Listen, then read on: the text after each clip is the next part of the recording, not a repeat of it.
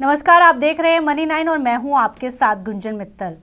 Mutual fund wealth creation का एक शानदार तरीका है। हर कोई आजकल म्यूचुअल फंड में पैसा इन्वेस्ट कर रहा है और एसआईपी के थ्रू ही पैसा इन्वेस्ट किया जाता है म्यूचुअल फंड में। तो एसआईपी अगर कई बार मिस हो जाती है तो इससे हमारे टोटल निवेश और म्यूचुअल फंड के पोर्टफोलियो पे क्या असर पड़ता है, इसी पर बात करने के लिए आज हमारे साथ है सत्यम, मेरे सहयोगी। सत्यम, सबसे पहले तो मैं जानना चाहती हूँ कि म्यूचुअल फंड में एसआईपी आज के समय में क्यों ज़रूरी है? देखिए, एक तो mutual fund tried and tested method है कि ये वेल्थ क्रिएशन का एक शानदार टूल है। इस बात का आप अंदाज़ा अगर हम थोड़ी सी पास्ट परफॉर्मेंस में देखें mutual fund industry specially India में, तो आपको काफ़ी कुछ आइडिया लग जाएगा। क्योंकि जो AUM है, एसेट अंडर मैनेजमेंट, वो 68 लाख करोड़ रुपयों के पार पहुंच चुका है। ये डेटा 31 दिसंबर 2024 तक का है और पिछले 10 सालों में तकरीबन 6 गुना से ज़्यादा म्यूचुअल फंड का AUM बढ़ा है। तो एक लंबे बहुत ज़्यादा क्वांटिटी में इन्वेस्टर्स आ रहे हैं। रिटेल इन्वेस्टर ने काफ़ी ज़्यादा इन्वेस्ट किया म्यूचुअल फंड में, लेकिन म्यूचुअल फंड में इन्वेस्ट करने का सबसे जो ट्राइड एंड टेस्टेड मेथड है वो है सिप्स के जरिए। अगर हम देखें तो दिसंबर के आंकड़ों के हिसाब से लगभग हर महीने 26,000 करोड़ रुपयों की सिप्स आ रहे हैं म्यूचुअल फंड में जो इन्वेस्ट हो रहे हैं, जो कि बहुत बड़ा नंबर है। सिप्स इसलिए इंपॉर्टेंट है क्योंकि ये एक डिसिप्लिन तरीके से सिस्टमैटिकली आप प्लान कर सकते हैं। हाँ, आपका जो इन्वेस्टमेंट है वो एक डिसिप्लिन तरीके से होता है। हर महीने एक फिक्स डेट में आपके पैसे इन्वेस्ट किए जाते हैं, तो मार्केट के जो अप्स एंड डाउन्स है उन सब का एक्सपोजर आपको अच्छा मिलता है और आप अच्छा रिटर्न जनरेट कर सकते हैं, जिसकी वजह से हम देख रहे हैं कि लगातार सिप्स बढ़ रहे हैं और लोग बढ़ चढ़ के सिप करके म्यूचुअल फंड में इन्वेस्ट कर रहे हैं। जैसे मैं बात शुरुआत में भी कर रही थी कि अगर आपका सिप कोई भी एसआईपी मिस हो जाती है किसी की इंस्टॉलमेंट, तो उस पर क्या एक्शन लिया जाता है? देखिए, कई चीज़ें हैं। जैसे पहली बात तो एसआईपी एक इंपॉर्टेंट टूल है, ठीक है। ये आपको डिसिप्लिन, जैसा कि अभी हमने बात की कि डिसिप्लिन तरीके से इन्वेस्ट कराता है। लेकिन अगर आपकी एसआईपी मिस हो जाती है तो इस पर एक्शन म्यूचुअल फंड्स यूजुअली कोई एक्शन नहीं लेते, लेकिन बैंक्स, क्योंकि आपने एक ऑथोराइज कर रखा होता है मंथली पेमेंट या 15 डेज या जिस भी तरीके की आपकी एसआईपी है, तो बैंक्स आप पर पेनल्टी लगा सकते हैं। म्यूचुअल फंड इस पर कोई पेनल्टी नहीं लगाते, लेकिन बैंक्स आप पर 150 रुपये से 750 रुपये तक की पेनल्टी लगा सकते हैं। और अगर आपने 3 इंस्टॉलमेंट एसआईपी की मिस कर दी, लगातार 3 किस्तें अगर आपने एसआईपी की छोड़ दी, तो आपकी एसआईपी कैंसिल भी हो सकती है। तो इसको फिर फर्दर आप कैसे पे कर सकते हैं? जी, तो फर्दर पेमेंट के लिए आपको फिर से इसको रिन्यू कराना पड़ेगा और चालू कराना पड़ेगा। उसके बाद अगर जो बैंक की पेनल्टी है वो सारी चीज़ें देनी पड़ेगी।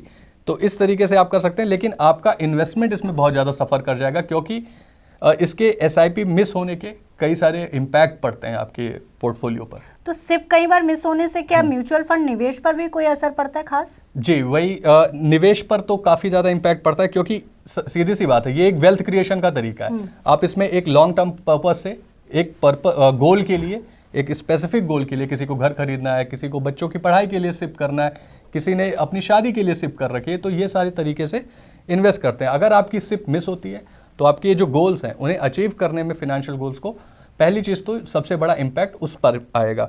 दूसरा, जो एक्सपोजर होता है मार्केट के अप्स एंड डाउन का, सिप की सबसे बड़ी खूबसूरती ही यही है कि जैसे मार्केट मान लीजिए आज नीचे चल रहा है, अभी गिरावट पिछले 3-4 दिनों से हम मार्केट में देख रहे हैं, ऐसे में अगर आपकी सिप इस महीने की होगी तो आपको सस्ते में शेयर्स मिल जाएंगे। अगर मंथली इन्वेस्टमेंट होती रहती है, आपकी सिप कंटिन्यू रहती है तो। लेकिन अगर आपने सिप मिस कर दी और मार्केट की गिरावट का आपको प्रॉफिट नहीं मिल पाएगा।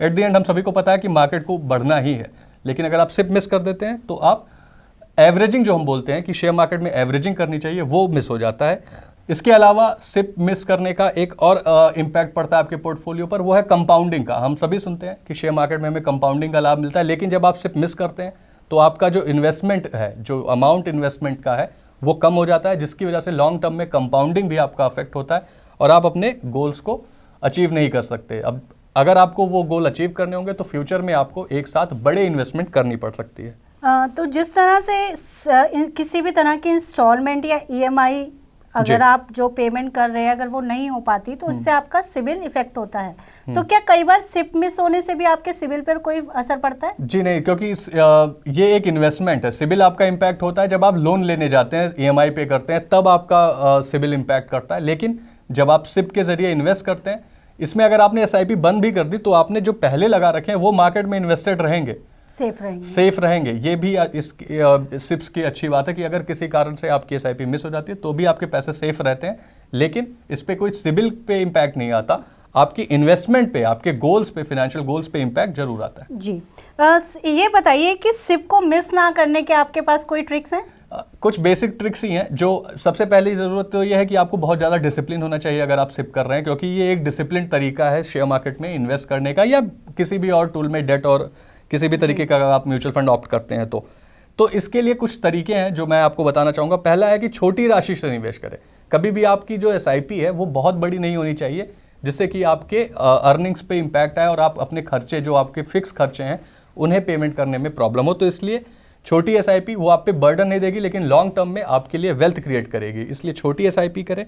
इसके अलावा जैसे जैसे आपकी इनकम बढ़ती जाती है वैसे वैसे ही उसका ही मार्जिनल बढ़ाते जाएं सिप को भी। मान लीजिए आपकी सैलरी हर साल 10% के हिसाब से बढ़ रही है, तो आपका सिप भी हर साल से आप टॉपअप कर सकते हैं। जी 10% से आपको सिप भी बढ़ाना चाहिए।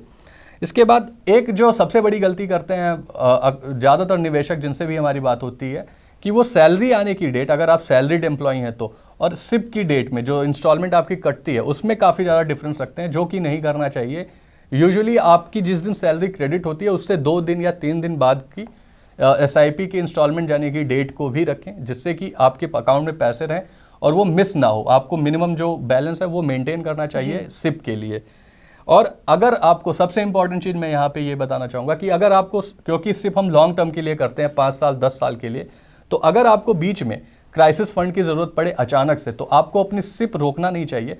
इसके अलावा अगर आप म्यूचुअल फंड से ही पैसा लेना चाहते हैं तो कई सारे तरीके हैं, जैसे लोन अगेंस्ट म्यूचुअल फंड, जो कि जिसमें आप अपने म्यूचुअल फंड यूनिट्स को प्लेज करके लोन ले सकते हैं। मान लीजिए आपने 5 लाख रुपए तक इन्वेस्ट कर लिया म्यूचुअल फंड में सिप्स के जरिए, तो आप उस 5 लाख के एवज में 1 लाख 2 लाख रुपए या जो भी आपका रैंडम अचानक से ज़रूरत पड़ी है वो लोन ले सकते हैं, जो कि पर्सनल लोन से सस्ते दरों पर भी मिलता है और बहुत ही जल्दी आपकी सिप भी सिक्योर रहेगी। सिप भी सिक्योर रहती है, आपकी वैल्यू भी बढ़ती रहती है, और प्लस आप वो लोन आपको बहुत ही जल्दी अप्रूव भी हो जाता है। तो आप इन सब तरीकों का भी इस्तेमाल कर सकते हैं, जिससे आपकी सिप ना प्रभावित हो और आपकी ज़रूरतें भी पूरी होती रहें। जी, तो जैसा कि सत्यम ने भी बताया कि अपना किसी भी सिप को मिस ना करें, क्योंकि इससे आपके फाइनेंशियल गोल्स पर असर पड़ सकता है। फिलहाल इस खबर में इतना ही। आप बिजनेस से जुड़ी अन्य खबरों के लिए देखते रहिए मनी 9।